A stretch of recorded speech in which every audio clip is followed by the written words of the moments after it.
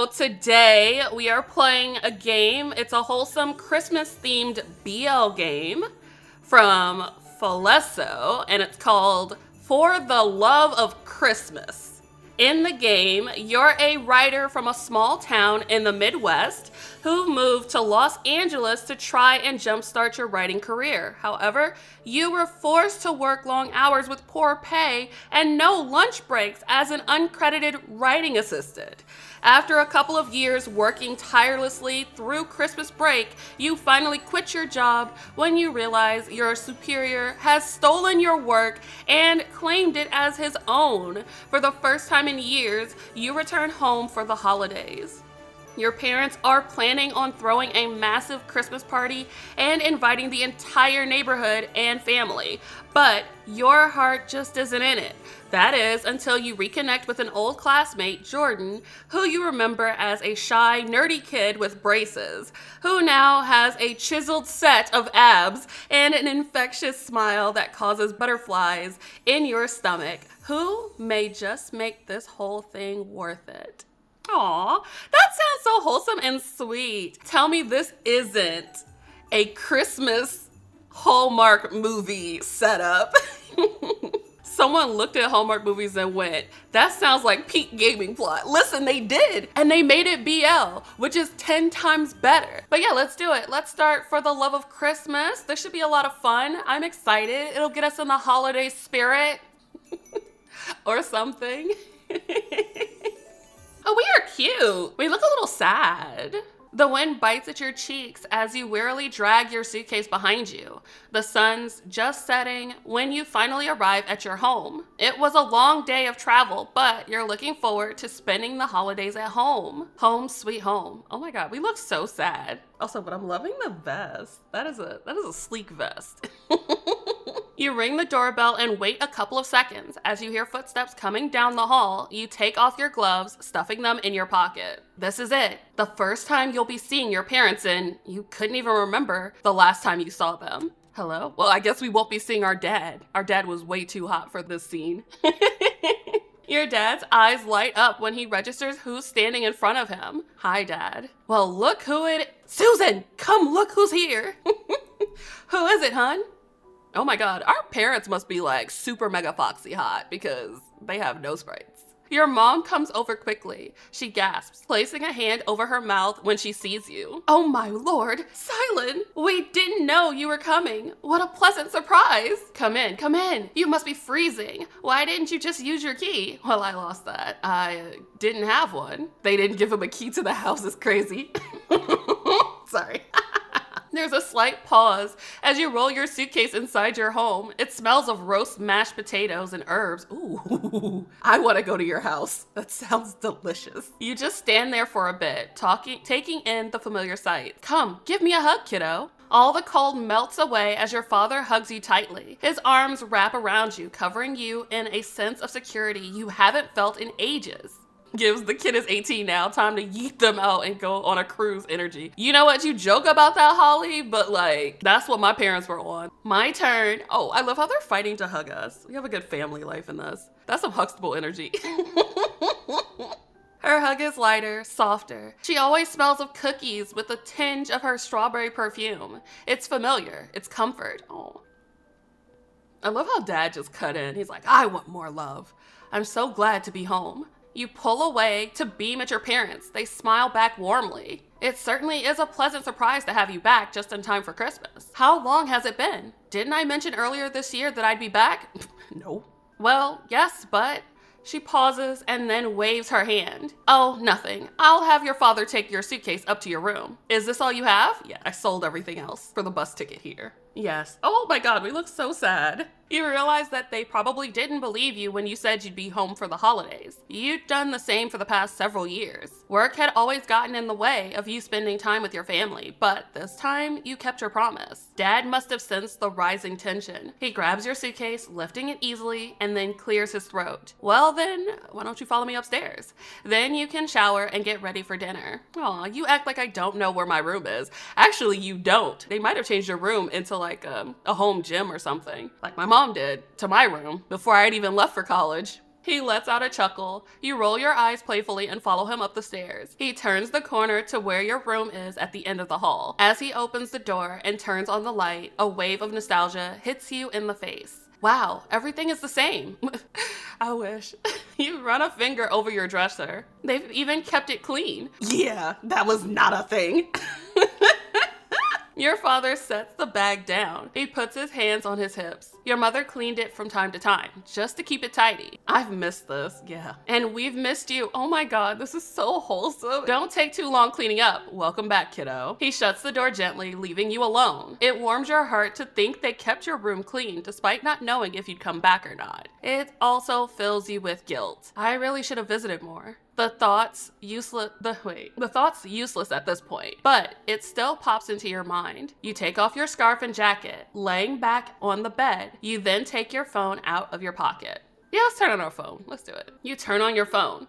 You jump at the sheer amount of texts and missed calls that come rolling in, making your phone vibrate rapidly. Several missed calls from the team. You don't want to, but you check the text anyway. You already knew what they were going to say. Why'd you quit? OMG, I can't believe you just left. Take me with you. You let out a snort at that one. More questions. We have to work through Christmas. Have fun being free. Free, huh? Wow, anger. Yeesh. We are so mad. You scowl at the text. You're already stressed about leaving. You don't need your ex-coworkers making things worse, especially not after what happened. What happened? After deciding that ignoring your phone's the best option, you instead focus on unpacking. You haven't brought back much, only just enough to last the holidays. Okay, what's the plan for after though? Once you finish, you walk downstairs. Your stomach growls as you follow the growing scent of food to the kitchen. They just keep adding sentences. It's such a weird way to do it. You've missed your mom's home-cooked meals. Smells delicious. Oh my God, you could tell how just like relieved this character is. These sprites are very expressive. Thanks, sweetie. Before you could try to sneak a taste of the bowl of mashed potatoes in front of you, the doorbell rings. Can you get the door? I need to finish up here. Aww. Sure. You're not exactly sure who'd show up at this time of day, but you open the door to reveal a box. Wait, it's a dick in a box.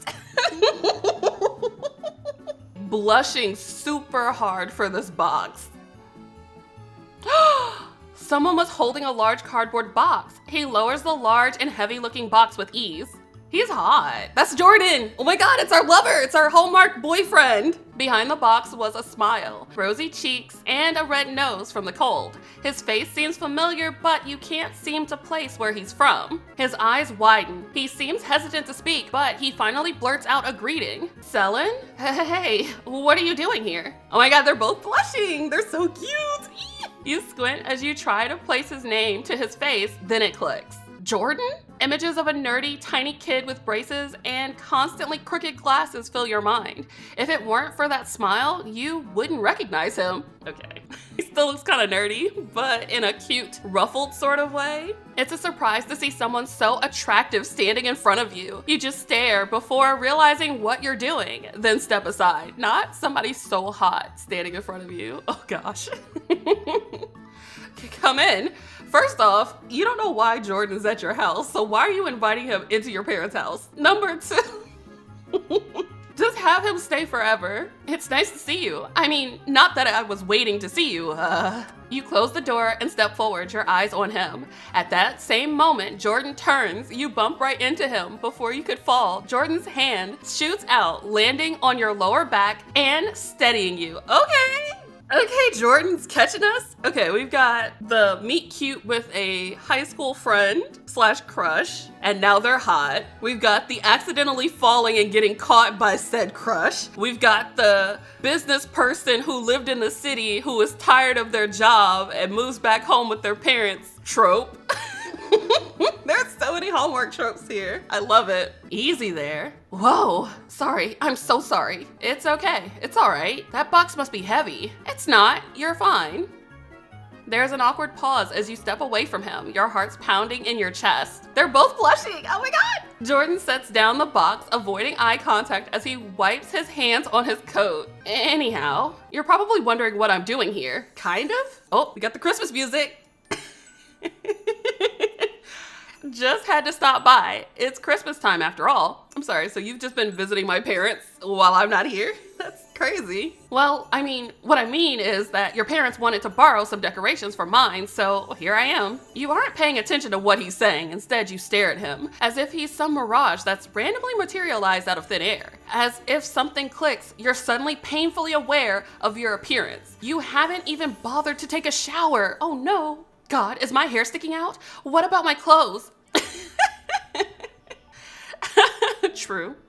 Is my face smudged? You contemplate just running away. The silence lingers between the two of you as Jordan finishes explaining himself. You decide to call for your parents, make small talk. Why would I run away from the hot guy? Make small talk. You turn towards him and flash him a strained smile. What should you even talk about? How's it been, Jordan? So, how have you been? Jordan points at himself. Who, me? Yes, the other you, the one behind you. Thank you for asking. Well, not much, honestly. College went pretty smoothly for the most part. Okay. I'm not surprised. You always did really well in school. Senior year was probably my hardest year, doing all the finishing stuff to graduate, making sure I didn't miss anything. I know how that is. I thought I was gonna have a meltdown writing my final thesis. How about work? Oh, that. Jordan blushes, his hand rubbing the back of his neck sheepishly. It's cute. I actually got a job right after graduating. Must be nice. It's pretty great, comfortable, been there for a long time, and plan on staying there. That's great. What do you do? If you don't mind me asking, okay, chat, what do we think Jordan does? Like, wrong answers only. Give me answers from Hallmark romance movies. I don't want to hear what you actually think this man does, but like, bookstore owner. Love that, yes. He's giving bookish nerd, selling Christmas trees. He does look like he sells Christmas trees. Running an inn. Oh my God, yes. I'm guessing he runs a local bakery. Runs a bakery. He's the muffin man. He sells ornaments. Yes, yes. Or you know what? He is the Hallmark card writer. Oh my God, yes. All right, let's find out what Jordan actually does. His silence tells you that he does mind. Obviously, it isn't anything bad, but Jordan seems too embarrassed to divulge the details. Ooh, and he's hiding what he does for a living? Enough about me, how about you? Oh, he's hiding things. Why don't you want to tell me what your job is? Me? I haven't seen you around town for a few years. Then I hear you're a scriptwriter working on movies. That's so cool. There it is, the overestimation of who I really am. No, I'm just a screenwriting assistant. I actually don't really have any credits to my name. Nothing special. Oh my God, we're sweating. Oh baby. It's still super cool. I'm sure it'll happen soon. I quit my job, so I don't think so. You look down, a small smile on your face. You twist your hands together. Oh, thanks. Well, if it isn't Jordan. Your mother walks into the room, warming it up with a bright smile. She gives Jordan a quick hug. Why didn't you tell me he came earlier? They already adopted Jordan. Oh, there's nothing to worry about. I was just catching up with Celyn. Celyn. How? Okay, we need to come to a consensus on how we pronounce this name. Is it Celyn or Celyn? Celyn, right? It's gotta be Celyn. Or Kellen. Maybe it's Kellen. I didn't even think about Kellen. I was just catching up with Kellen earlier. Maybe Kellen is the name. I'm gonna go with Kellen. Watch me quickly forget that it's Kellen. Celyn? Celyn? Hold on. Is that a real name? Sorry. Let me see. Oh, okay. Google says it is a Welsh name meaning holly with a hard K sound. So I was right when I said Kellen. Look at me. I was correct. Okay. So it is Kellen. Okay. Kellen. I was just catching up with Kellen earlier. I shoot Jordan a grateful look. Thank you so much for bringing the decorations over. No problem, ma'am. It wasn't much. She pats his back and then glances over at you. Her smile widens. Oh, Kellen, surely you remember Jordan, right? Shut up, Mom. Yes, Mom. She clicks her tongue. Ooh. You grew up so well. I remember when you were so small, always so shy. Look at you now, all grown up with a job in Silicon Valley. Oh, he's rich. He got money. A Christmas miracle. What are you doing again? Making boogie pet toys? What is a boogie pet? It's bougie, ma'am. Oh, he makes what? Right, an engineer. Now, if only I had a son-in-law like that, attractive and successful. Mom's is trying to hook us up. Jordan's face erupts into a blush. He doesn't seem used to all the compliments. You cross your arms, a proud smile on your face. For what? Seriously, that's awesome. It's nothing special, really, bro. Well, you never mentioned all the cool parts earlier. It sounds pretty sweet. It's very nice of you to say that. Well, I think you should be proud of yourself either way. Right, Mom's literally said, marry him. No, Jordan's leaving. He directs the last comment towards you. You smile, waving as you watch him leave. It feels good to see a childhood friend again. That blush says otherwise. That is not just a friend. That's a man you want to be on top of. Like, stop it. Despite that, Jordan's personality doesn't seem all that different from what you remember. After your mom rushed back to the kitchen to finish up dishes, you sit at the dinner table with your father. All the food set out on the table, with your mother looking as proud as ever. Our mother made some of our favorites. It was last minute, but since you're back, I thought, what the heck? She laughs and sits down. Your heart absolutely melts. Aw, thanks, Mom. I've missed your cooking. Then stop talking and dig in. Damn, Daddy. The three of you laugh and start to eat. It's been so long since you've had a meal made with love. It's been a long time since you were surrounded by people you love. Conversation comes easy with your parents. You try and succeed in avoiding the topic of work, opting instead to talk about what they've been up to instead. Not really a golf guy, but I thought I should give it a try. And? Did you like it? He snorts, stabbing a piece of meat with his fork. My golf clubs have been sitting in the garage since the first day. Jeez, sell them. You let out a short laugh. He really doesn't seem like the type of guy to enjoy something so slow-paced. You turn towards your mother next. What about you, Mom? Anything exciting? Oh yes, we become swingers. Sorry, I'm so sorry.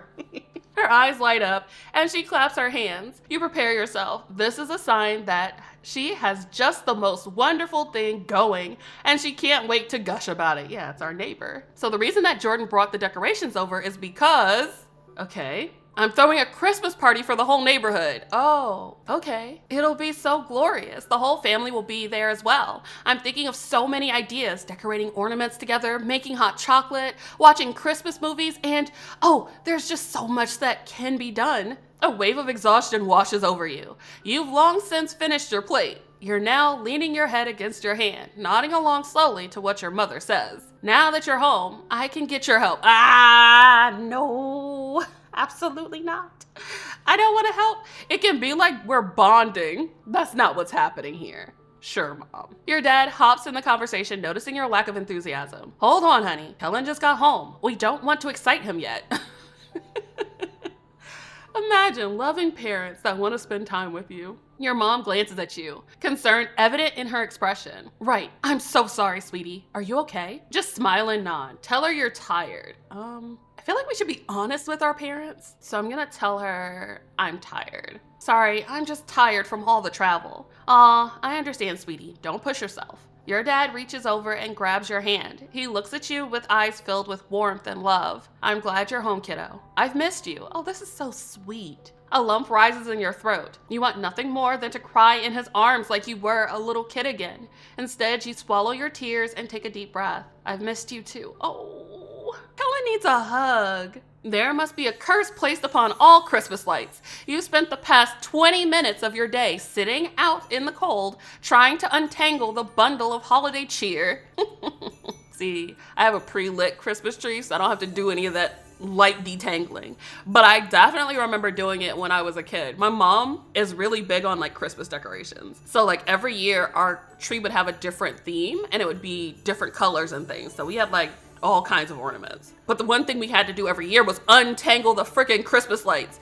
And then God forbid the bulbs are broken and like you plug it all in and it doesn't light up. So then you have to get a replacement bulb or just scrap the whole thing because like the bulb shattered inside of the little thing. So you can't really do anything with the lights at all. Oh my God, Christmas lights are evil and they should be burned every year and just buy new ones. Never use the old ones. After you finally untangled them, you're now trying to wrap them around the gutter on the side of your house. Lucky for you, you have a movie playing inside your head. Wait, what? Your movie. Oh, the idea's been evolving in your mind for a while. When you pitched it to your boss, you even volunteered to write the entirety of the script, but you were rejected. What the hell? Her cat wanders out of her open apartment door and into the hallway. She doesn't notice her attention focused on finishing dinner. Your voice is quiet as you speak aloud, as if the words are a secret that need to be whisked away by the winter wind. Oh my gosh, how do you remember all of this? I would need to write it down. You have a habit of thinking out loud to let the ideas flow naturally without being interrupted by the thoughts inside your head. She hears a soft knock on her door. She turns to see the door open, a girl holding the escaped cat in her arms with a shy look. Oh, it's a romance. The girl's gorgeous, tall, with soft brown eyes and a purple dress that makes her look like royalty. The protagonist feels her throat. A loud barking suddenly interrupts the introduction of the love interest. You look up to see a large white dog bounding over to you. Yeah, he's riding Yuri. I'm here for it. Just the sight of a large beast running towards you is enough to make you step to the side just as it jumps. The dog starts to tangle itself in the Christmas lights. What the hell? No, you're gonna get all tangled. Oh my gosh. I think we should have like a counter for every time we run into a Hallmark Christmas movie trope. All right. No, you're gonna get all tangled. It howls in delight as you start unintentionally playing tug of war with it. The sheer size of the dog made it a struggle. Snowball, come back. Of course, it's Jordan's dog. Jordan huffs as he runs towards you at full speed. By the time he reaches you, Snowball is laying on his back, looking at you for some belly rubs. Oh, aren't you Snowball? Snowball ignores Jordan. Your face flushes as you realize the similarity to the movie idea you were just thinking about. We literally have a meet cute because of a pet. Except it's a dog. Pet, meet cute, Jordan? It's too coincidental. Wait, this means we're the leads of a romance of the movie. Your face turns a darker shade of red. Jordan just smiles shyly as he squeezes Snowball's face.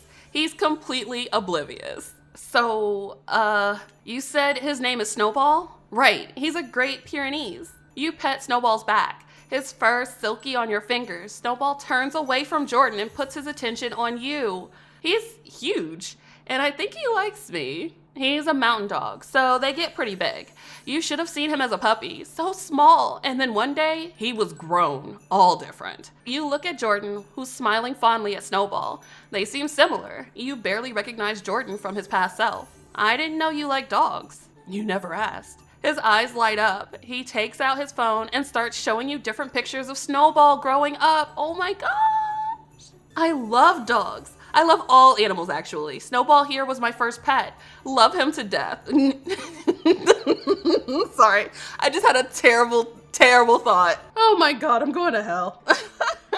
The next picture shows Jordan in an apron surrounded by kennels. You smile and lean in to get a better look. You volunteer at shelters? Oh my God, Jordan is perfect. He's rich, he loves animals, he volunteers at a freaking shelter.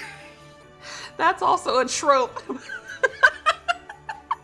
I feel like we're gonna be stopping every 5 minutes to update the tropes counter. Oh my goodness. He shyly smiles and laughs, putting his phone back in his pocket. Yeah, just something to do on weekends. Nothing spectacular or anything. You look at him, he looks back, and his face tinged red from the cold. And nothing else. Definitely nothing deeper there. Oh my God, the blushes are so intense. You know, I would have never thought middle school Jordan loved animals.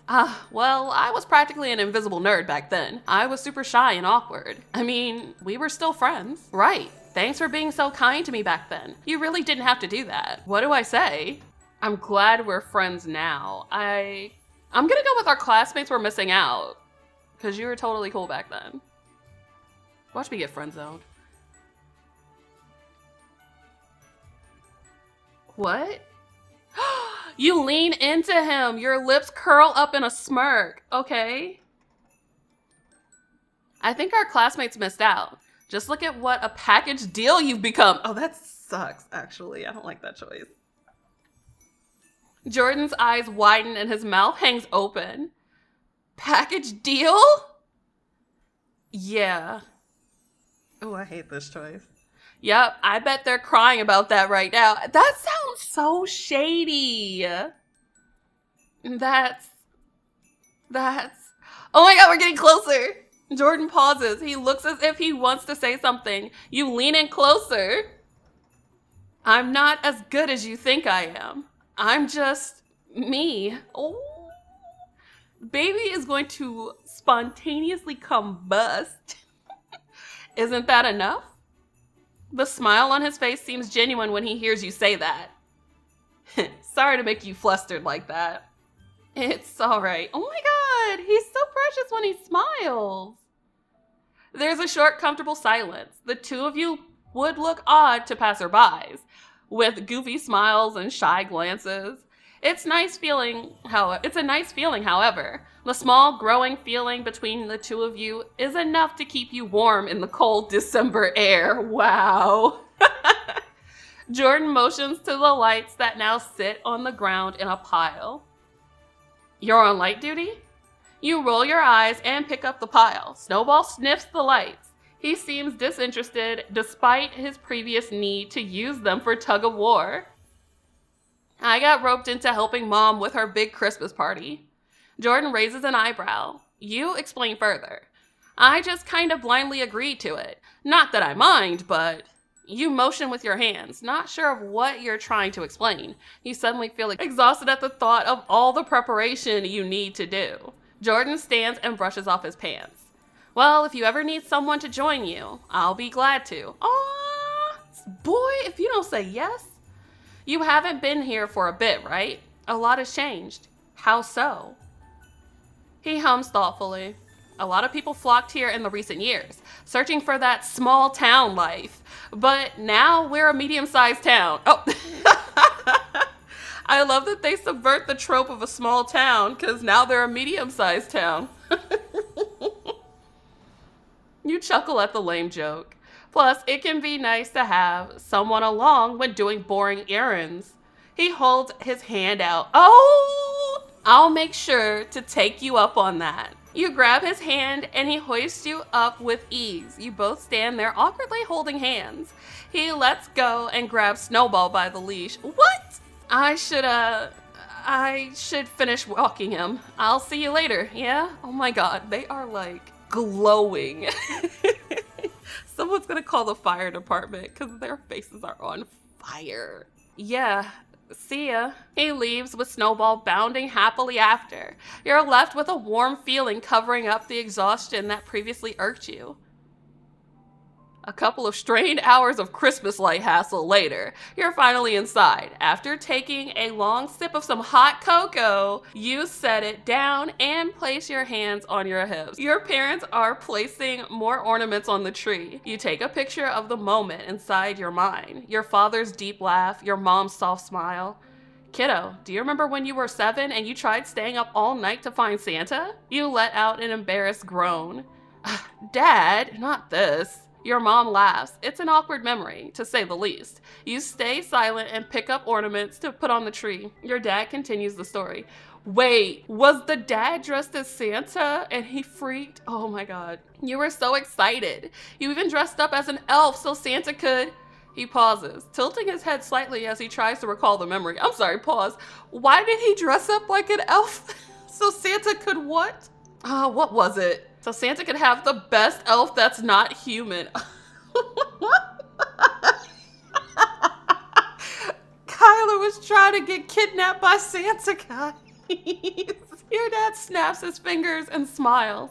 That's it. You wanted to run away and live in the North Pole. Kids are so funny. Too bad that was when I realized you were Santa, Dad. Ooh. Still, the holiday spirit never left. Even if you were inconsolable for a week after, dang, they killed his Christmas spirit. I'm sorry. That's so funny. Oh, the poor baby. Oh my God, even if it's awkward. It was a good memory. Every Christmas you had with them felt like a release of everything bad in your life.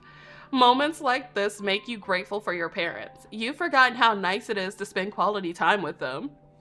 Yeah, Christmas trauma. So cute. I really, really needed this. So, sweetie, how's LA? Are you doing all right? You try not to let the smile melt off your face. You take another sip of your drink and think of ways to dodge the question. It's not bad. The weather's decent most of the time. Summers are unbearable. Oh, that's nice. What? Wait, I just complained for 20 minutes and they're like, oh, that's so sweet. Oh, that's great. Food's nice. The commute to work isn't bad either. I really like it there. Well, that's good. Your mother sighs happily. I can't believe my child is a fancy screenwriter for Hollywood. Such a fancy job having to deal with what I did. I'm just so lucky. After all these years, I have nothing to show for myself, nothing but disappointment. You plaster a smile on your face. Oh, stop. You're gonna embarrass me. I'm just proud is all. Can you tell us about anything you're working on? How do I handle this one? Lie and say you've been working on a new film. Say that you aren't good enough to have your own script yet. Ooh, yikes. This is tough. I don't want to lie to them. Say that you aren't good enough to have your own script yet? You just shake your head while you don't want to reveal everything. It should be fine to slip a half-truth. Not much. It's going to take a while for me to become good enough to get my own work. Your mother's eyebrows crease together. She places a soothing hand on your shoulder. Don't say that. Something will come around eventually. Your father nods. I love how dad is just like, yeah. That's right, kiddo. You're talented enough. Just gotta show him what's what. Doing that definitely worked out. While your parents try to assuage your doubts in your skill, you swallow the full truth. You've just experienced the worst at your job. You aren't sure if you're worthy of being called talented. You definitely haven't earned it. Oh no, what happened? Oh, we're in the Christmas square. Look at that. It's a big tree. Jordan's right when he says the town's changed. You've decided to go out shopping for Christmas presents for your parents. Normally ordering something online would suffice, but going out was better for you this time around. It's practically a new town to you. A majority of the stores are ones you've never seen before, much less heard of. You end up taking more time than you'd initially wanted to. When you exit a shop with a present in tow, you spot a familiar face. Oh, I wonder who it could be. Holy shit! Bro, it is like below zero. Where are your clothes? Wait a minute.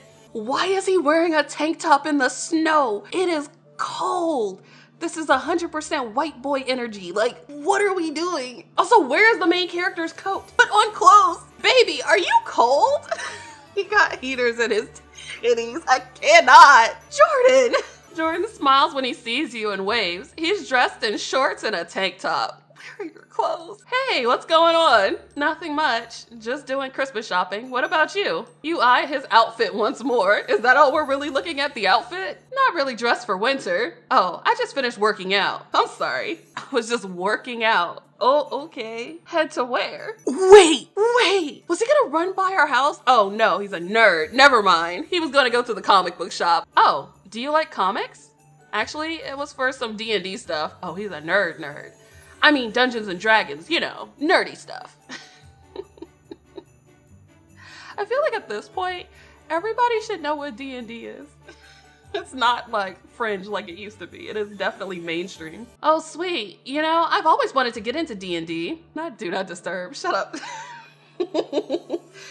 He smiles and his eyes light up. Really? You nod, stepping closer to him. It takes a lot of creativity, right? I am a writer after all. I'll show you the ropes sometime. Oh, okay. Sexy D&D session. Okay.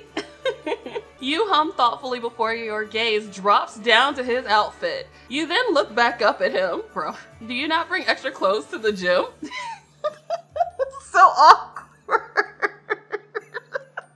Oh no. This? He looks down at his outfit as though he suddenly forgot what he was wearing. Oh, it's easier to dress like this than bring extra stuff. How long have you been working out? Probably since halfway through my first year of college. Yeah, that's when I really started getting into it. How often? 4 days a week if I'm not busy. I'm sorry, 4 days a week in the gym is crazy. But sometimes I only get 2 or 3 days of workout in. Why do you seem upset by that? Don't question God's gifts. What you mean don't question God? Don't question God's gifts. Wow, do you eat healthy too? Not really, my eating habits stayed the same. So I'm not full on gym bro. Okay.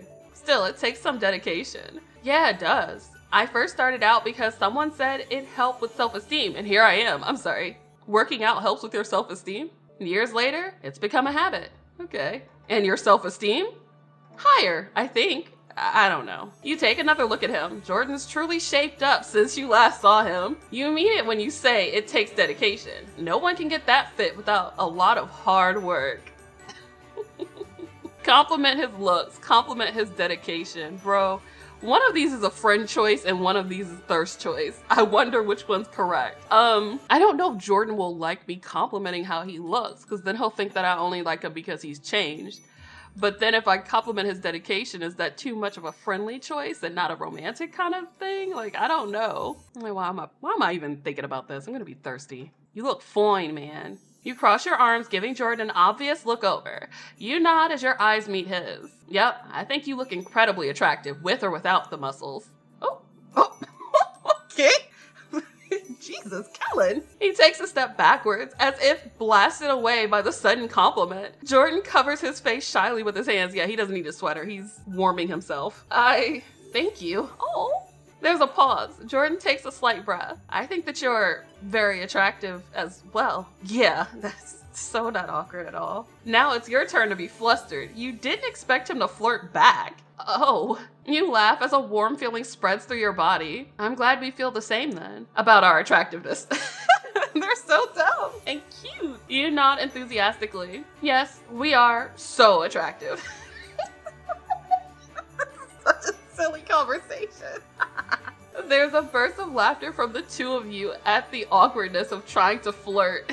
They're so awkward. They're such dorks. After giggling to each other like a bunch of little kids, conversation flows easily. There's a small spark between the two of you. You feel afraid to comment on it further, lest it turn into a flame. Yeah, don't want to melt all that snow on the ground. That was a bad joke. What about you? How's work? It must be nice getting a break. Ooh, killed the mood instantly. Why would you ask about that? It's really nice. I'm normally so busy I don't have time for lunch breaks, much less to come home for Christmas. Damn, that sucks. I'm sorry. You wave your hand dismissively. It's all right. I'm here now, right? Right. And all your hard work will lead you somewhere. I know it. And pauses and gives you a cheeky grin. If it makes you feel better, I had to design the most ridiculous dog toy of my life. I'm sorry. What? What was it? Jordan shakes his head. A chew toy shaped like a gigantic stiletto heel with a built-in treat dispenser. Actually, that sounds pretty cool. How did that work? What? A chew toy shaped like... You heard the first time. But how'd that even work? His eyes light up, and you have a feeling you're going to regret asking. 5 minutes and a long explanation involving the intricacies of treat dispenser design. You're beginning to think you were right. You think it sounds stupid, don't you? It sounds interesting, I'm not gonna lie. Not really, actually. I mean, I'm actually kind of curious about this. Of course not. I think it's great that you get to work on such unique stuff. Thank you. But if you tell me that, you have to believe the same for yourself. Oh, wow. His voice becomes softer. It was as if he sees right through your words and into what you're really feeling. So much for trying to hide it. Though, have I really been trying? You just smile in response. You're too nice, Jordan. Aw, I can say the same for you. I should probably continue shopping now. Don't want to stay out too late. Let him walk you home. Oh shoot, I need to get home and wash up for dinner. I'll see you later, yeah? Oh my god, our walk home together. Y'all live on the same street. No, wait, before I go, is there anything I can do to help with prep for the party? I just sleep in my bed. I kind of have nothing to do while I'm at home, besides working out. He had to slip that in. Well, I'm having trouble with a playlist. I don't really know what the kids are listening to these days. Not the kids. Then I'll help. Are you free tomorrow? Free as a bird. Great, see you then. Is this a date? Jordan jogs off and away, leaving you alone to your thoughts. It'd be easy for you to slip into the dark place you've been in for the past few years. All the bad memories could come rushing back to you at this moment. No, it's the holidays. Don't think about it anymore. After pushing those thoughts away, you continue to shop. While it's easy finding gifts, it's much harder finding ones that fit your budget. Yeah. I know how that is. Your job never paid well, but now that you have no job, the budget's even tighter. It's frustrating considering you want to show everyone how well you're doing now. You aren't, though. After finally finding enough gifts, you start making your way back to the car you borrowed from your parents. The comic book shop catches your eye as Jordan floats back into your mind. Maybe I should get something for him. Yes, buy him a gift. You walk into the store, you already feel overwhelmed by the sheer amount of specialty stuff that you're facing. A man looks over at your confused expression and smiles. Can I help you? You pause, realizing that you don't know exactly what to get Jordan. I mean, anything you get Jordan, he'll love that. My friend plays D&D, and I'm looking for a Christmas present for him. Any suggestions? Do you know anything about D&D or what he plays? You shake your head. Then I recommend a set of dice. You can never go wrong with that. They're over there. You look over to where he was pointing. There's a small display filled with all types of dice. There's so many die. For D&D, I don't know. Oh, that's a good one. It's a display set that comes with a die. Okay, what does that mean? You pay without looking at the price, in case you get second thoughts, and then finally start your trek home. The previous ball of pure negativity disappears at the thought of seeing Jordan's expression when he opens his gift. The warm feeling that you get whenever you're with him comes back. Maybe this Christmas wouldn't be so bad after all. Aw, is it Christmas yet? Are we okay? Why are we pacing? You pace back and forth in front of the door. You aren't necessarily nervous about Jordan coming over. It's more anxiousness. It feels like it's been ages since you hung out with someone. Sure, it's only so he can help out with the Christmas party, but still, your hands are all sweaty and clammy. Oh, there he is. Hey, baby. As soon as the doorbell rings, you open the door. Jordan's standing there with a smile on his face. Hey. Hey. Your mom peeks her head into the room. Her face lights up, of course. Jordan! Oh, what a pleasant surprise! Jordan walks inside and you shut the door behind him. Both of you stand next to each other while your mother gives you an impish smile. It's such a pleasure to have you over. Would you like something to drink? I can make hot chocolate. You groan. Seriously, Mom? You didn't make me hot chocolate. That's because Jordan is our guest, sweetie. You roll your head to the side. What am I, chopped liver? You just wish Jordan was your child. She wants you to marry Jordan. Are you kidding me? I'd be blessed to have both of you as my children, you know. There. And there it is. Mom's agenda has been revealed. Marry him. Jordan just stands there with a slight blush creeping up his face. You grab his arm and start dragging him upstairs. Okay, that's enough. We're going to do some Christmas prep. In your bedroom? Okay. Why can't y'all do that in the living room? A wave of embarrassment hits you as you open the door to your bedroom. You're aware of how childish your room seems, especially now that you're well into adulthood. Jordan walks in, his eyes taking in everything. He glances at pictures, looks at your bedspread before landing on the embarrassingly large pile of stuffed animals you have. This is a nice room, very cute, but this... He picks up an orange dragon looking thing. This is amazing. I didn't know you liked pokies. What is that? Is it supposed to be like Pokemon? You look away. It isn't necessarily a hidden hobby, but you don't make a habit of talking about it to people. Oh yeah, I was kind of obsessed with Pokies. Really? What's your favorite type?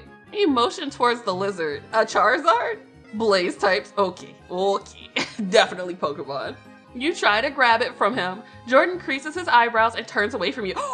Oh, are they gonna like roll around on the bed and fight for the plushie? Oh no, I'm keeping it. Did you know that Chard is one of the most popular Pokies? And for good reason. Oh my gosh. They have high defensive stats against wind types, and they can easily melt clay types as well. An all-arounder, if you will. Wow. You sit on the bed and he sits next to you. He squeezes Chard tightly as if it's going to disappear. It's cute. You really know your stuff. It makes me a formidable opponent. You raise an eyebrow. I'm sorry. You know what? Jordan would be a competitive Pokemon battler. Why am I surprised? Really? Even against? You reached behind you and grabbed a random stuffed animal. This? Jordan starts laughing hysterically. You glance down at the stuffed animal. It's a cat-looking creature, beige in color and small in size. It's a dust type, vulnerable against blaze types. Jesus.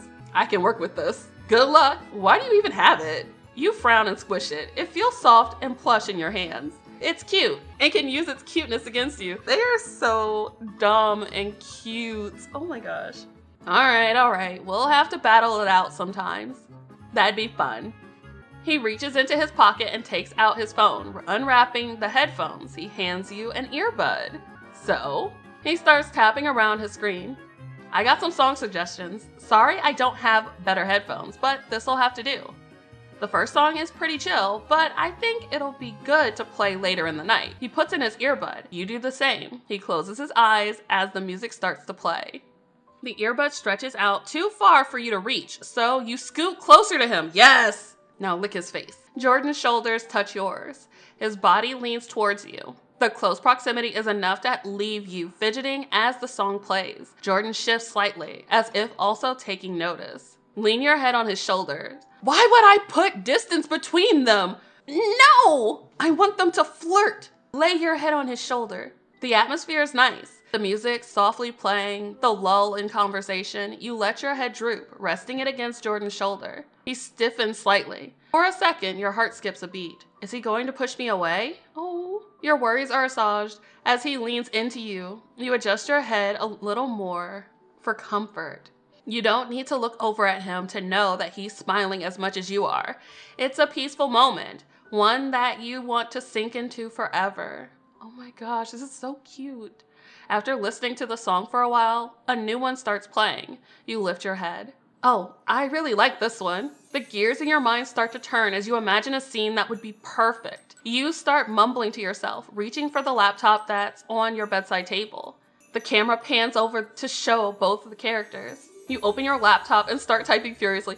Imagine having your crush over and you're having this cute romantic moment and then all of a sudden you just start talking out loud about your script. That has to be so weird for Jordan. He's like, what the hell are you talking about? The song continues, as do the ideas in your head. Your fingers move at lightning speed. It's as though these ideas would fade into nothingness if you don't get them out now. Good enough for now. Wow. You look to see Jordan staring at you. You feel your ears turning red hot from the embarrassment. You just smile sheepishly. Sorry, got carried away. Jordan shakes his head. You're fine. I thought it was cute. Besides, it's inspiring to see someone so passionate as you are. Tell him my idea. You scoot closer to him, shifting your laptop screen so he can see. Do you want to know my idea? Of course, I'd be happy to listen. You divulge your idea, giving details on how the song paints a picture inside your head. Jordan leans into you. It was as if they wanted to hang on to every word, not wanting to miss any of it. And I think it would be really cool for the MC to end up moving on, instead of focusing on the past. Damn, that's so cool. You came up with that just by listening to a song? It kinda just happens. It sounds awesome. You have to tell me once you finish the movie so I can be the first person to see it. No movie. Of course. What other stuff have you worked on? You shrug, not wanting to admit that you've gotten no credit, yet you trust him to not make fun of you. I've worked on several films. I never, actually got credited for anything. Oh, that sucks. Really? Tell me more. Are you actually interested? Of course I am. I wouldn't be asking if I wasn't, right? It seems like you're always blushing around him. You talk about films for the next hour or so before hurrying to finish the playlist. Jordan eventually leaves, saying he has some things to take care of. After seeing him off, you find your dad in the living room. He's turning on his gaming console. Hey kiddo, saw that Jordan came over. Yeah, we were just working on stuff for the Christmas party. Not poor exploited baby. That's nice. He's a good kid. There's a slight lull as he focuses on choosing a game. After finding one that satisfies him, he hands you a controller. Are you challenging me? Kiddo, when have you ever beat me? Oh, okay, so that's a yes. It's a kart racing game, not Mario Kart. Yeesh. He always lets you win until the very last second. The two of you make small conversation while concentrating on the game. So, how does it feel being home? It's good, really good. I've missed you guys. I've missed you too. Not the shell, he chuckles, leaning forward on his knees. His face suddenly grows serious as the game continues. You know, about a year ago, I got laid off. What the hell? Why is everybody getting laid off? Okay? Damn. This is another moment to plug that I am also unemployed and I am currently looking for a job. If you would like to support the channel this holiday season, there's a link to the thing because it's hard out here in these streets, guys. Anyway, you know, about a year ago, I got laid off. It was really stressful. We even almost lost the house. And he didn't come home for that? What? Your father turns towards you. Taking in your shocked expression, he sighs. I promised your mother we wouldn't tell you. Oh, that sucks. Why not? I could have helped. We didn't want to worry you. You were chasing your dreams. It would have been unfair for me to interrupt that. I know you're probably barely scraping by yourself based on how expensive LA is. Your dad smiles, using a boost in the game you've forgotten. It worked out. Jordan's father ended up helping me find a nice paying job, so there was no reason to involve you in the first place. Wow.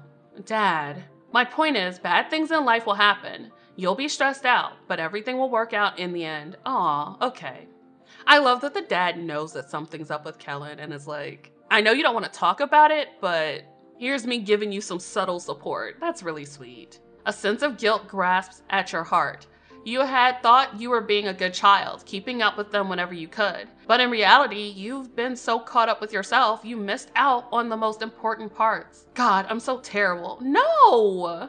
I quit my job.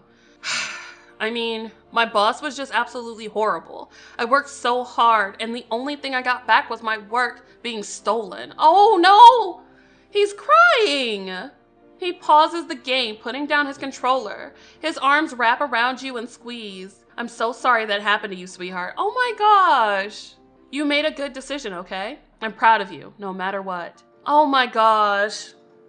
We need to talk to our daddy. Confide. It's been really hard. You pull away and swallow the lump in your throat, unable to stop the tears. Rent was too high. I was working over 40 hours overtime constantly, and I did it all because I thought it was the only path to achieve my dream. To not disappoint you guys. Oh no. Kiddo, that must have been so rough. I'm so sorry. Oh my God, this is heartbreaking. While I'm so happy to be at home and free of that dumpster fire, I feel guilty that I no longer have a job or anything to be proud of. Oh my God, honey, it'll be okay. We'll always be proud of you, okay? We'll always support you. Don't be afraid to lean on us for help. Thanks, Dad. Love you, kiddo. Love you too. Oh, this is so sweet. And the scene just ends. No transition, just boop, next scene. You lean in close, watching the pot as sugar melted into a golden color. You sigh. It's your third attempt at making caramel, and you were hoping it was the last. You hear your mom walk in, her voice carrying through the house. You can just go to the kitchen. He should be in there. Is it Jordan? Thanks. Hope gift wrapping goes well. Jordan walks into the kitchen with his hands filled with groceries. Hey, you feel your face warm up at the sight of his bright smile. Jordan, what are you doing here? I saw your mom at the store and she said she was swamped with trying to finish prep and wrap gifts in time. So since I didn't have much to do, I offered to come over and help. Oh, thank God. You peek into the bags he brought.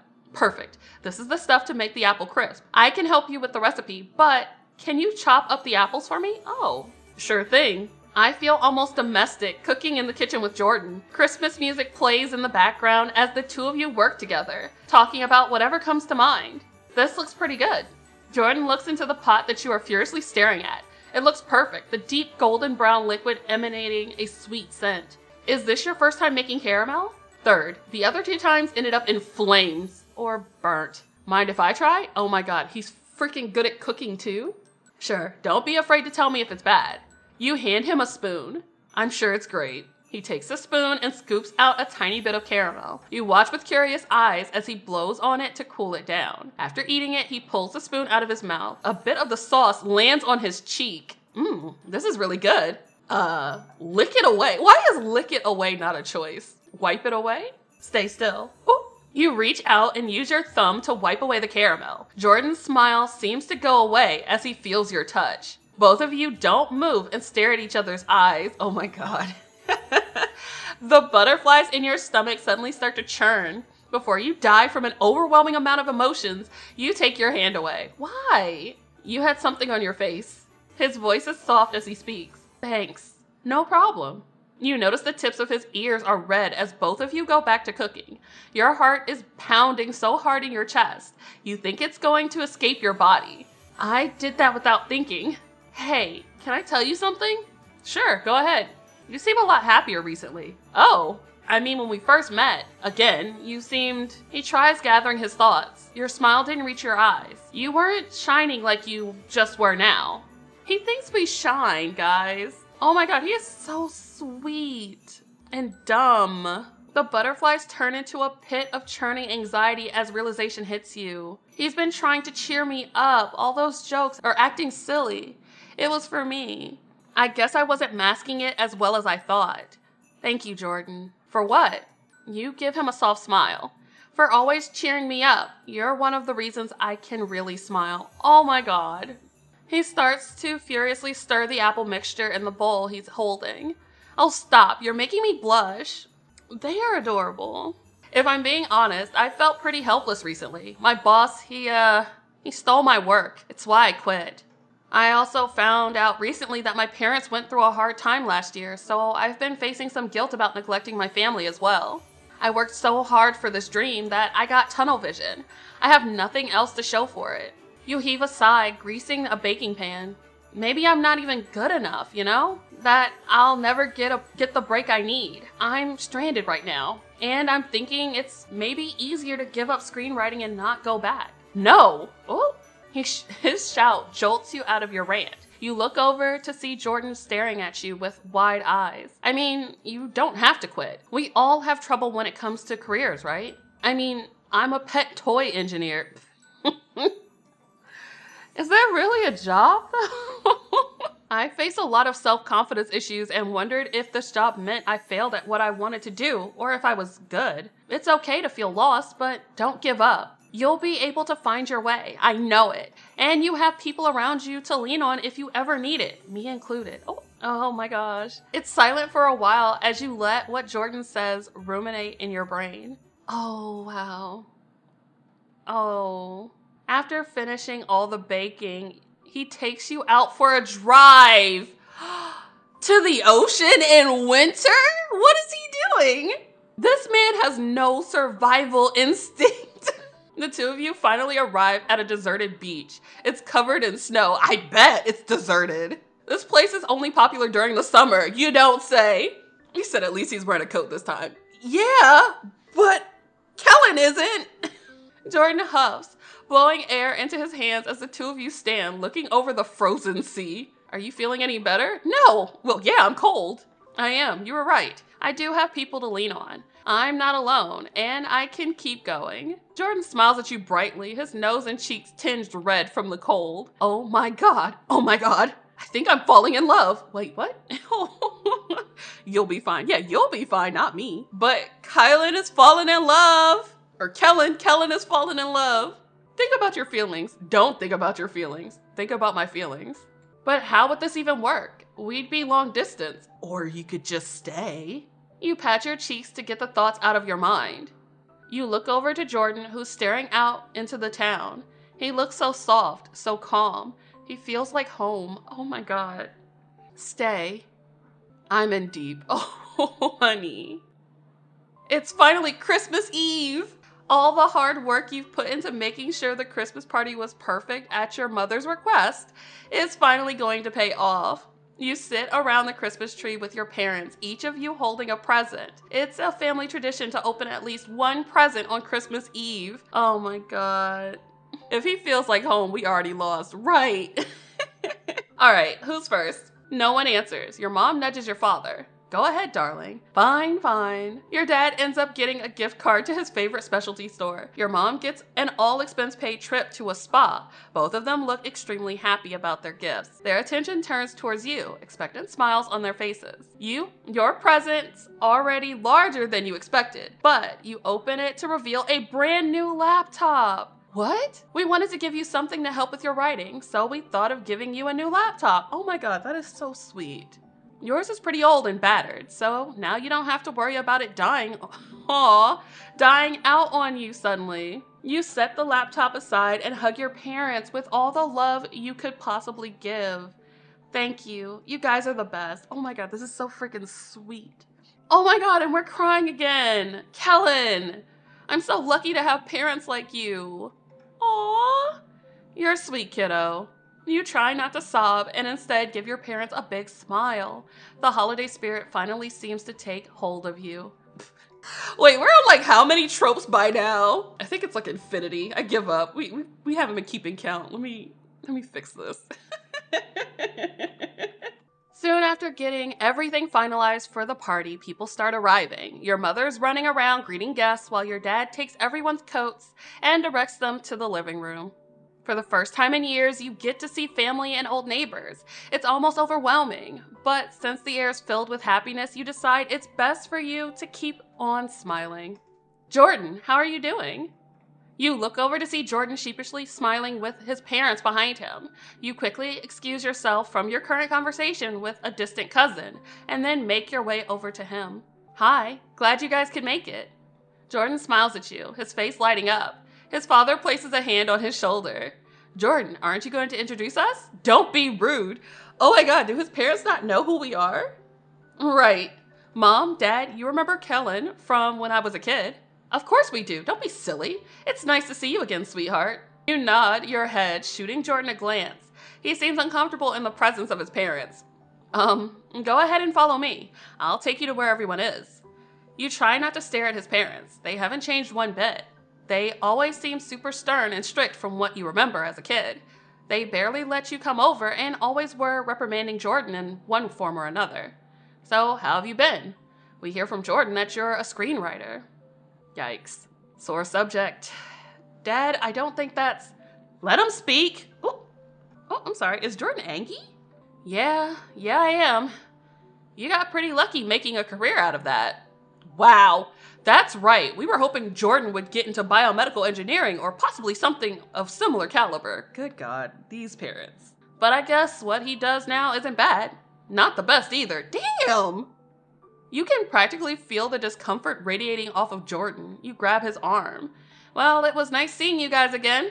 I hope it's okay. Go ahead. You drag Jordan away and into the kitchen. You both stand there for a second looking at each other. Jordan chuckles. Sorry, that was rough. You okay? Nothing I'm not used to. Oh, that still doesn't mean it's okay. Here. You cut out a square of apple crisp you two made together. You hand it to him on a plate with a fork. Jordan takes it happily. This is delicious. I already knew it was gonna be a hit, so you better eat as much as you can before it's all gone. The party turned out great. Looks like everyone's enjoying themselves. I guess. It turned out fine. Jordan bumps his shoulder against yours. They are so freaking cute. Oh, don't be so modest. Unwilling to take the compliment, you change the subject. Oh, before I forget, can I give you your gift? Right now? Yeah, I might get busy later on, so I want to do it before I forget. All right, close your eyes. Seriously? He complains, but closes his eyes with a goofy smile. Okay. I'm gonna kiss his cheek. You lean in and kiss him on the cheek. Jordan's eyes fly open as he stares at you. Surprise? Why, You chuckle and point upwards towards the green plant that's hanging from the ceiling. Mistletoe! We have mistletoe! Mistletoe. I had to do it. Jordan places his hand on his cheeks. Geez, you surprised me. That's the whole point of a gift. You give him a smile and then pull out the actual gift from under the counter. You place it in his hands.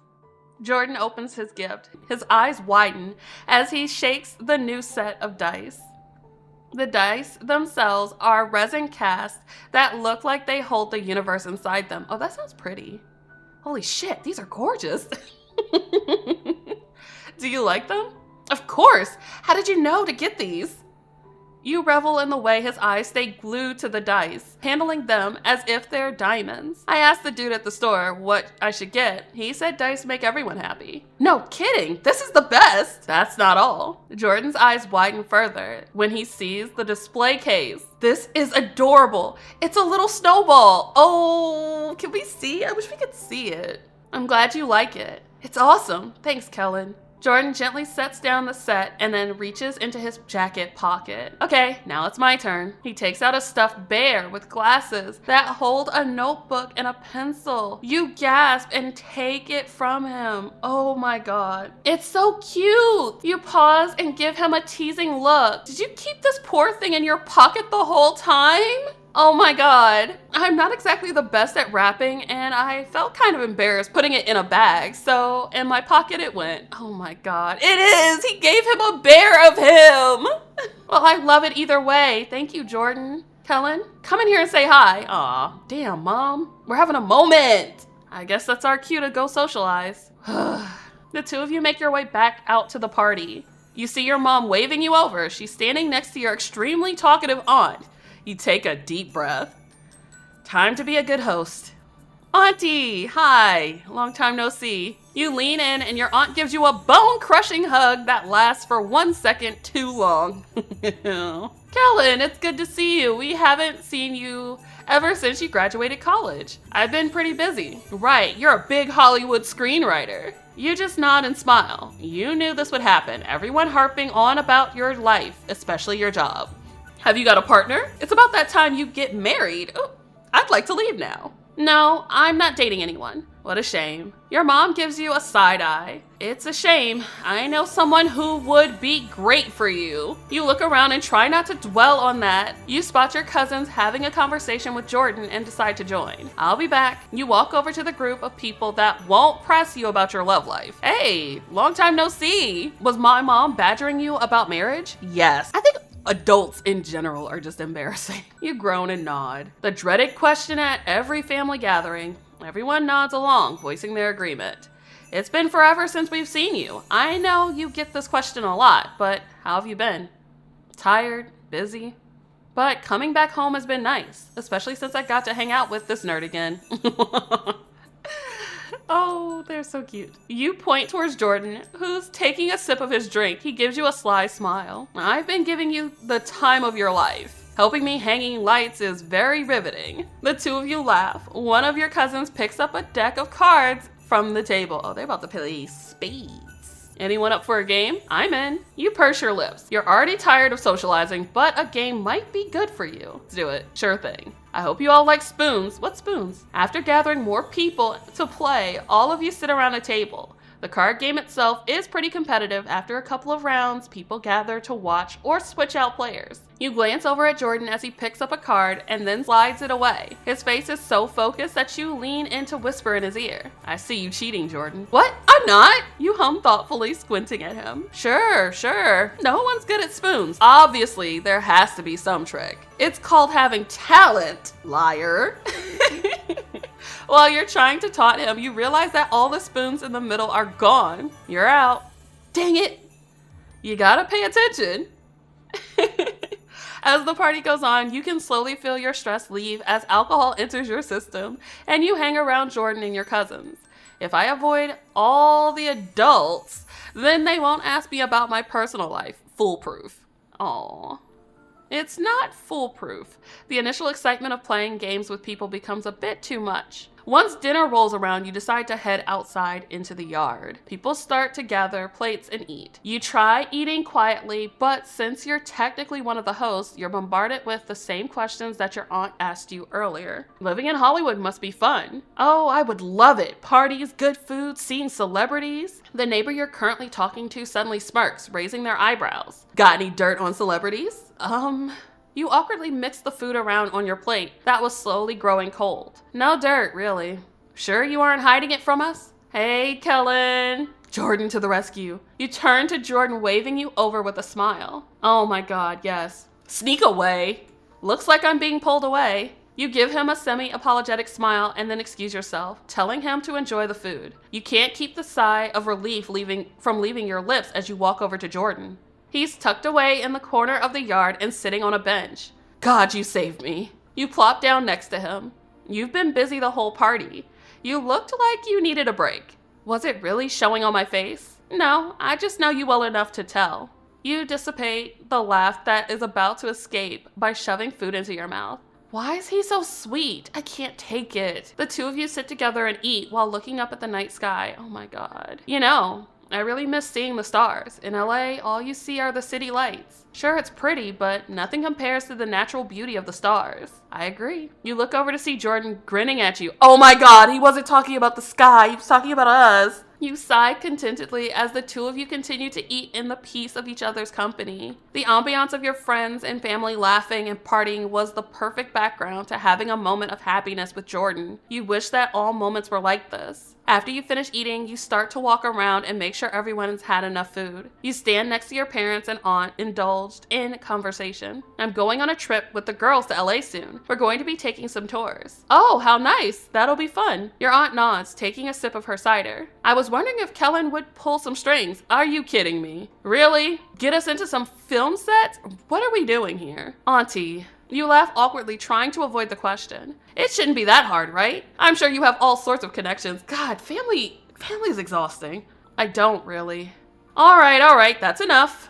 I'm just messing around. Besides, it's not like it would be hard. You're a screenwriter. You probably get visitor passes. You're getting slightly annoyed. Actually, I don't. I quit. Oh, the air seems to grow heavier as any response is sucked out of your aunt's mind. You pensively look over at your mom, only to be met with a shocked expression. What? You quit? Wait, he didn't tell his mom? Sweetie, your mom looks at your dad. And you knew? Why didn't either of you tell me? Because I was fearing this reaction. We can talk about it later. Your father looks over at you and pats your back. Why don't you go inside and start bringing out dessert? You nod silently. You can tell that your mom's still upset by the way she crosses her arms and starts chewing on her lip. The rest of the party crawls on at an excruciating pace. You try to push out what happened, but it weighs on your mind too much. Both of your parents and you stand in the living room silently cleaning without a word. The chatter of your family in the other rooms cleaning makes the silence a little more bearable. You stick a plastic cup in the trash bag your mom's holding. Celyn, what happened? Why didn't you tell us?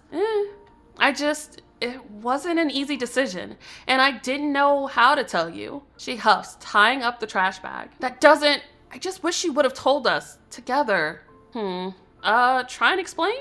I know, but it was really... You swallow, unable to hold the tears. It wasn't easy, and it's just hard. Oh, baby.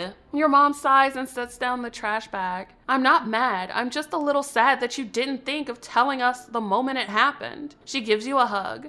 Just know you can come to us for anything, all right? I love how supportive his parents are. This is so sweet. And sad. Now, we can't forget our tradition. She motions behind you, and you turn around to see your dad holding up stockings. The three of you take a moment to hang them up above the fireplace. Your heart slowly starts to fill with happiness again. When everything's tough, your parents always have your back. Time proves that again and again. They love you. They care for you. You never want to forget that. Oh, it's Christmas Day! Or at least that's what your screaming younger cousins have to say as they run through the halls, waking you from your sleep. So loud!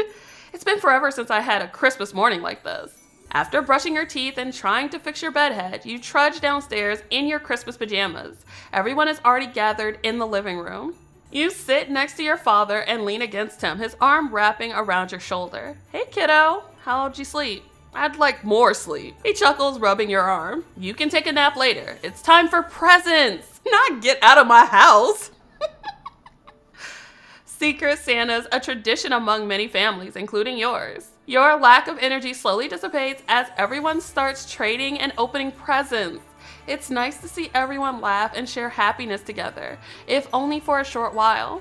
You look down at the small pile of books you've gotten, all writing themed. A book on screenwriting, a bullet journal with a floral pattern, and a shirt with a stack of books printed on it that reads, "My weekend is all booked." Oh, that's cute. I want that shirt. Cheesy, but cute. After trying to figure out who gave you the gifts, it's one of your cousins. All of you decide to do separate things. Some go off to the kitchen to decorate gingerbread cookies, while others go upstairs to play board games. Everyone staying here are watching as many Christmas movies as possible. It's nice to relax and slowly drift off. After you wake from your nap, you sit and talk with your cousins. The topic of discussion is last night's party.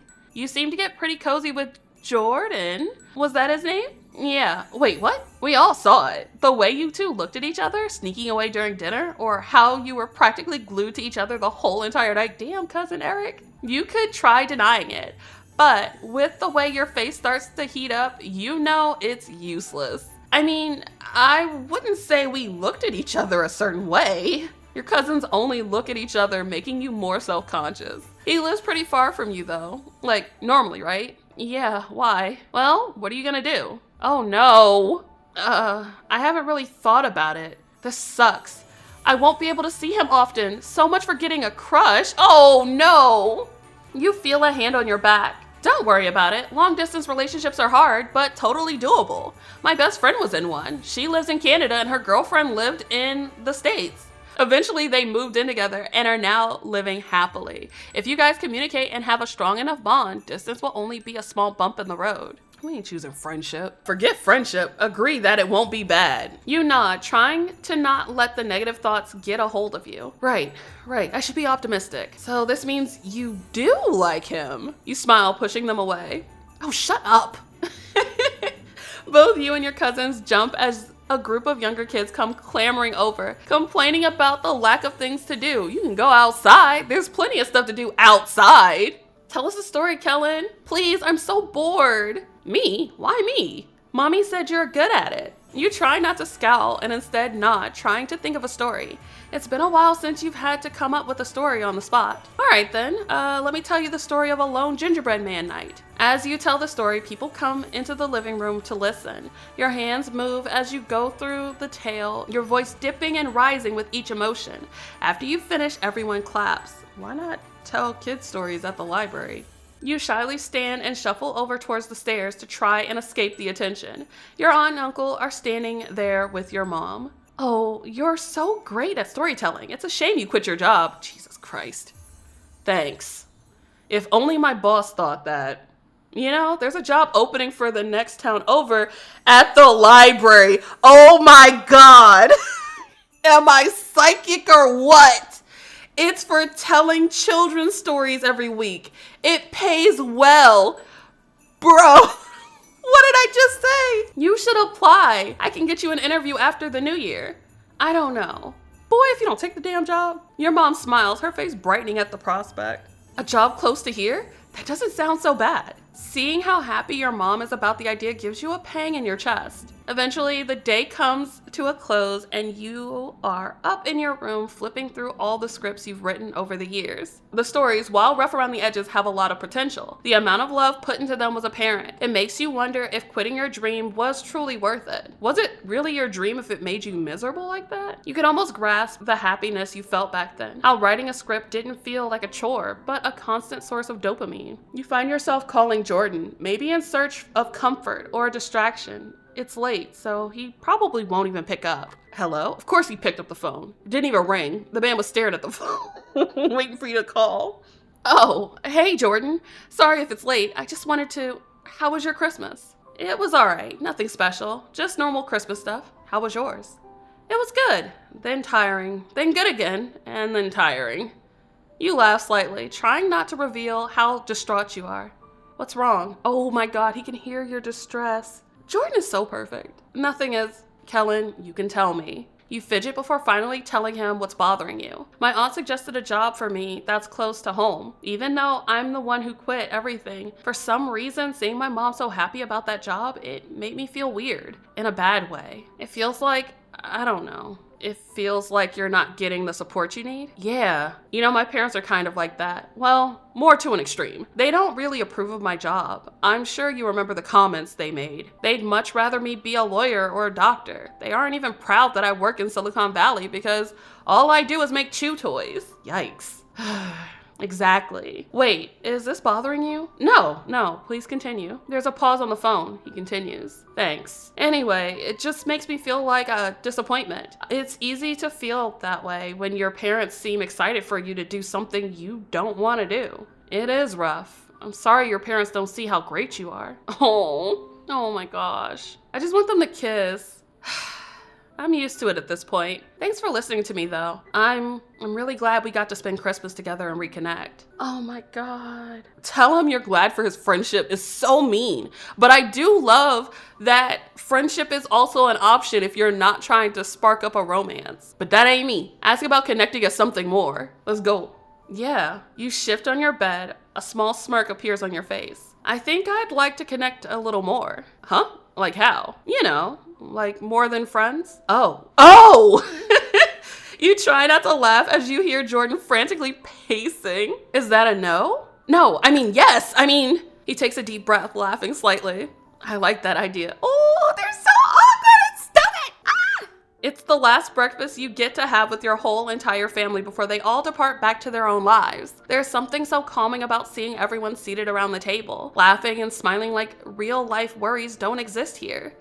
You're exhausted, being devoid of any normal and loving human interaction from work. Suddenly being bombarded with only that has left you unable to relay those same emotions at the same speed. It wasn't all bad. You have to admit, despite draining your energy, they've also replenished the hole that was created by your soulless job.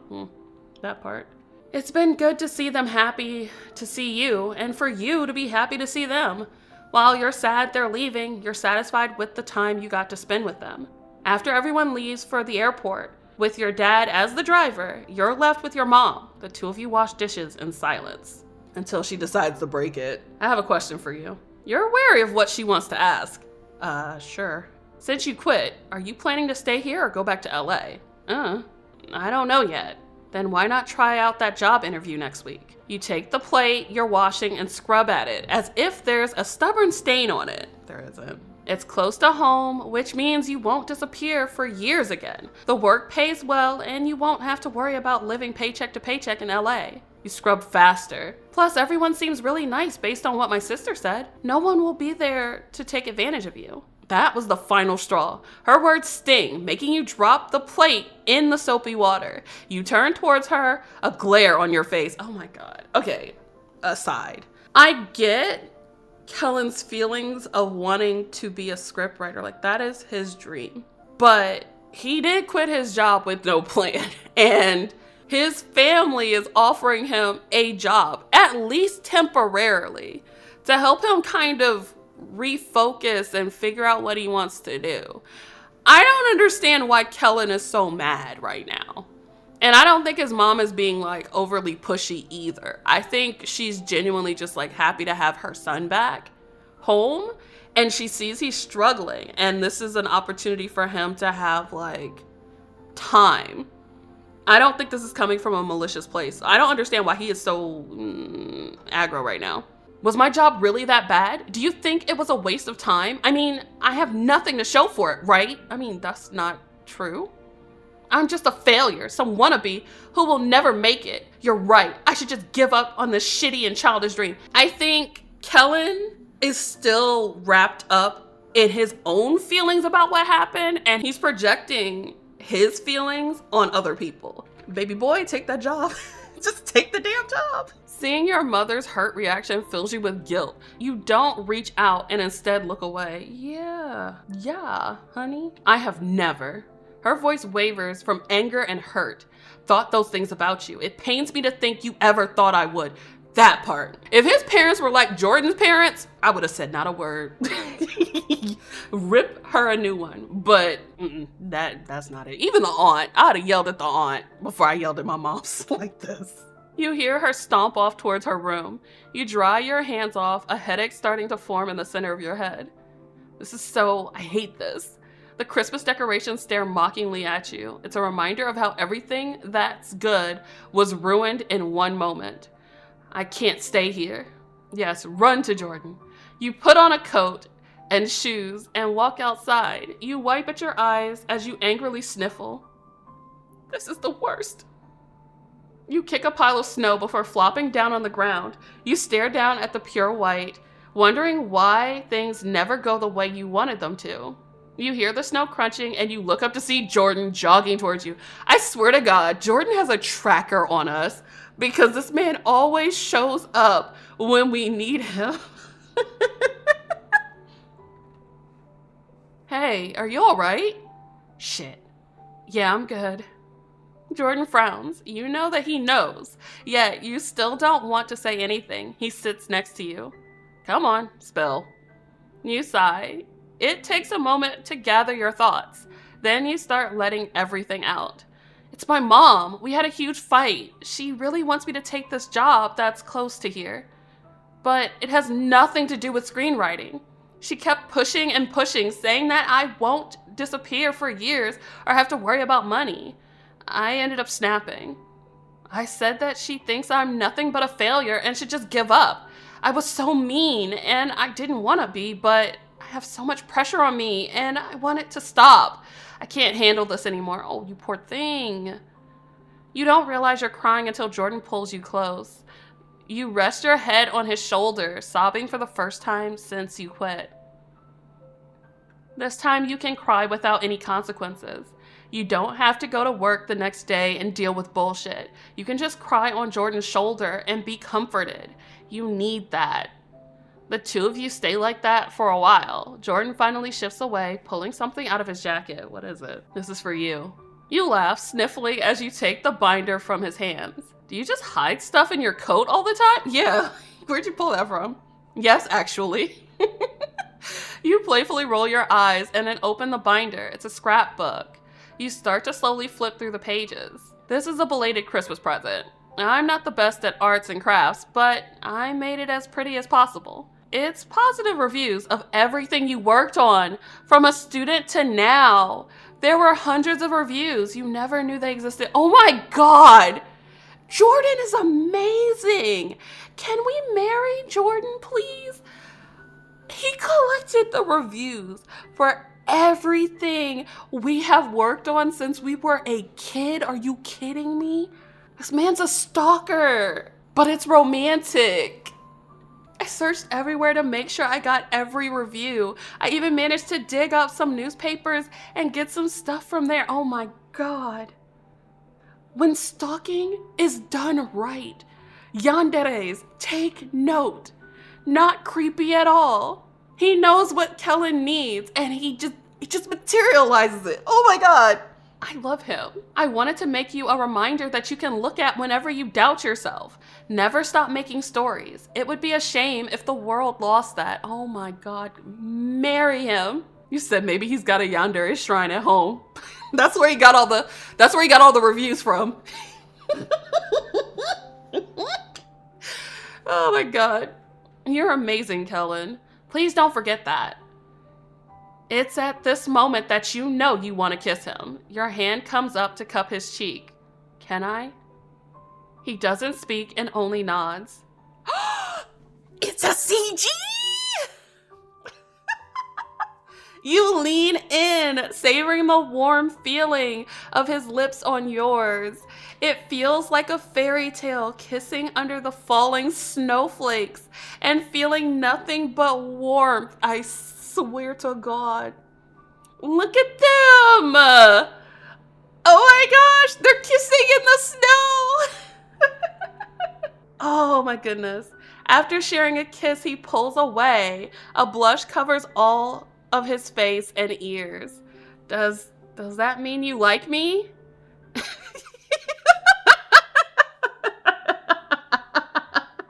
I mean, he was given all the signals. He literally shoved his tongue down your throat. I mean, I guess he likes you. God, he's adorable. Of course I like you, you goof. Oh, thank God.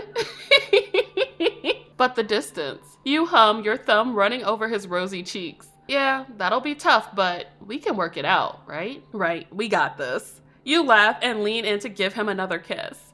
You knew you did have it. Oh, you have Jordan by your side after all. After talking with Jordan a bit on the way, on how he managed to find your first college film review, you're now holed up in your room, taking your time to read each review. Jordan was right. People loved your work, even if they didn't know you worked on it. That was enough, right? No, absolutely not. You don't want to go downstairs. You're still unsure of how to talk to your mom after the fight. You have no idea what to say. I'm sorry, my bad. After walking down the stairs, you sit awkwardly with your plate in front of you as your dad fills it up. Thanks for the meal, honey. You're welcome, dear. You stay silent and pick up your fork. You make no move to eat and only push the food around the plate. This is reminding me of that scene from Why Did I Get Married, where Angela cooked for Marcus, and Marcus was not trying to eat that food. She's like, baby, why you not eating your food? He's like, I'm not hungry, you know what I mean? Know what I'm saying? Oh my God, baby, eat the food. The tension is thick enough to cut with a knife. Apparently, it's also enough to annoy your father, who sighs loudly. Just talk, both of you. You don't say anything. It's hard to find the right words to say. The ones that will express all your emotions, not just anger. Your mom takes a sip of her water and then clears her throat. I'm sorry, I didn't want to pressure you, and the very last thing I wanted to do was make you think that I didn't approve of your job. I was just very worried for my child. You finally came home, but you were different. You were unhappy and stressed. I didn't recognize the optimistic and happy person I last saw. If you still want to pursue screenwriting, I'll support you no matter what. It's your dream, and I don't want you to give up on that. You get up and walk over to her. After giving a hug, the tension melts away as she gives you a smile filled with motherly love and care. I'm so sorry for my outburst. Good, apologize. You sit back down and clasp your hands together, finally opening up fully about how you felt. I didn't want to let either of you down. I felt like I was a failure because I spent so many years, so many sleepless nights working as hard as I could to make a name for myself, and it didn't happen. I was afraid of you guys finding out. Oh my God, honey. You know we wouldn't be upset. I know, but it was just hard letting you guys know. Sweetie, I think your hard work is admirable. I know you made some great stuff. It's the fault of others for not seeing how amazing you are. Your dad huffs and crosses his arms. I have half a mind to go down there and speak to them myself. Okay, Dad. Okay, Daddy. Don't worry, kiddo. We have your back no matter what. We want you to live your life the way you want. If that means screenwriting, then we know you can do it. You smile, thanking them. The answers you were looking for have finally been found. All it took was a visit home to remind you what was important. Without Jordan's and your family's words of encouragement, you know you wouldn't be in the same spot you are now. I want to do it. I want to go back to LA and continue screenwriting. That's great. Anything we can do for you? Pay my rent. You shake your head. Knowing I have the best people around to support me is enough. Bro, ask for the rent money. And I promise that this time I'll come visit during holidays and when I can. I know that my family is just as important as my career, and I'll never forget that. It's been a year since you and Jordan entered what you like to call a tentative romantic relationship. What is a tentative romantic relationship? Oh my God. You wish you could say that everything is all rainbows and butterflies, but in all honesty, it was a bumpy road. It was hard keeping the long distance at first. While you struggled to get back into your dream, the space Jordan left felt emptier and emptier by the day. After several visits, he gives you the news that he's switched to remote work, meaning they could go anywhere and take their work with them. At the same time, you break the news that you're moving back to LA because you're now screenwriting for a major motion picture. The pieces all fell together, and before you know it, it's Christmas time once again. And they're together! God, these boxes never end. You're currently emptying out one small box among the pile that was shoved against the wall. You had tried hanging Christmas lights on the pile to make it look festive. It doesn't. Put the boxes in a closet. Your apartment isn't decorated yet, but the living room's furniture's finally out. Yes! You feel a hand wrap around your neck and lips on yours. Kisses! Kisses! No unpacking today, but the boxes. You turn and face your boyfriend, a pout on your lips. Let's see. Oh wow, they're like wrapped up. They're so cute. Boxes can wait. How about we open presents instead and enjoy our rare time off, You laugh as you spot the crudely wrapped present in his hands. Nice wrapping job. Better than keeping it in my pocket, right? You snort. Jordan sits down on the couch and you reach under the Christmas tree and grab his present. After sitting next to him, you plant a quick peck on his lips. I'm so glad to spend Christmas with you. Yeah? Oh my gosh, they're so cute. It feels like everything is in the right place. Even if things get hard or hit a roadblock, I have you. Oh my God, stop. Jordan looks at you with wide eyes. You blush, suddenly embarrassed by what you said. Anyway, I just feel happier than before, so thank you. Here. You push your present towards him. Looking down at the ground, he places his gift for you in your lap in exchange. I hope they're rings. Please be rings. It's cute when you get embarrassed. Shut up. Yeah, just open it. Both of you tear into your presents. You let out a small gasp and you open a jewelry box. Inside is a delicate silver necklace. Oh, with a book charm. You pick it up gently. Jordan? You look over to see him tearing up over his gift. You let out a small laugh as you realize both of you just got each other jewelry. Of course they did. Jordan inspects the ring closer. Finally! Thank you! Rings! Jordan inspects the ring closer. It has a red gem in the center with a small silver D&D die on either side. Oh, that is so nerdy. That's so freaking nerdy. You'd gotten into playing the game with him and decided that it's the perfect gift to show love for the new hobby you share. Celyn, this is beautiful. Wait, is he crying? In your best Tiny Tim voice, Merry Christmas, everyone. God bless us. Everyone. It's a gay Christmas miracle.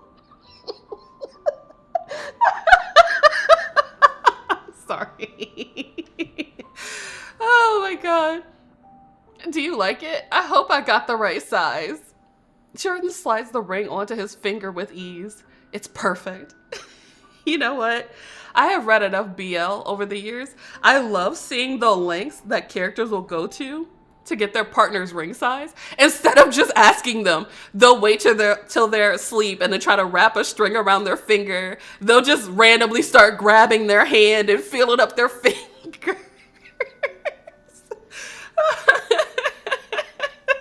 This is great. I'm glad. Here. He takes the necklace from your hands. You shift so your back is facing him. Jordan sweeps your hair away from your neck and then clasps on the necklace. It's gorgeous. I love it so much. You turn towards him and give him a big, cheesy smile. Merry Christmas, Jordan. Merry Christmas, Celyn. More kisses! The two of you share a passionate and loving kiss. Waves of happiness flow through you. To think that only a year ago, you finally met Jordan again. It seems like yesterday. Now you're living your best life with the person you loved. You couldn't ask for a better Christmas. Aww! That was so cute! For the love of Christmas! Alright, well that was For the Love of Christmas. That was super cute. Very wholesome and Christmassy. I loved Celyn and I loved Jordan. They were super sweet. It was a very simple story. It definitely gave Hallmark Christmas movie vibes, which is exactly what we need going into the holiday season. Very adorable. There are supposed to be 2 endings. So, yeah, there's more CGs. So if you want to play this yourself, you can get it on itch.io. All right, y'all. Thank you so much for coming through. Thank you for hanging out. I hope you enjoyed the stream. Thank you for spending a little bit of your day with me in my corner of the internet. And I hope that you all have a wonderful morning, afternoon, evening, whatever time it is in your neck of the woods. And I will catch you all next time. All right, y'all.